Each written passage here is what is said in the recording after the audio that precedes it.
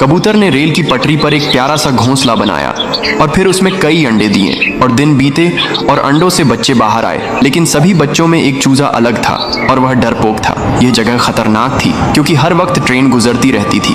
एक दिन कबूतर दाना लेने जाती है, तभी एक ट्रेन आ गई। सभी सफेद चूजे घोंसले में बैठे रहे, लेकिन पीला चूजा डर के मारे भागने लगा और ट्रेन गुजर गई। जब कबूतर वापसी आती है तो सारे चूजे सारी बात बताते हैं। कबूतर पीले चूजे को ढूंढने लगती है, लेकिन कोई नाम निशान नहीं होता है। फिर कबूतर रोने लगती है। फिर किसी ने लाइक सब्सक्राइब नहीं किया।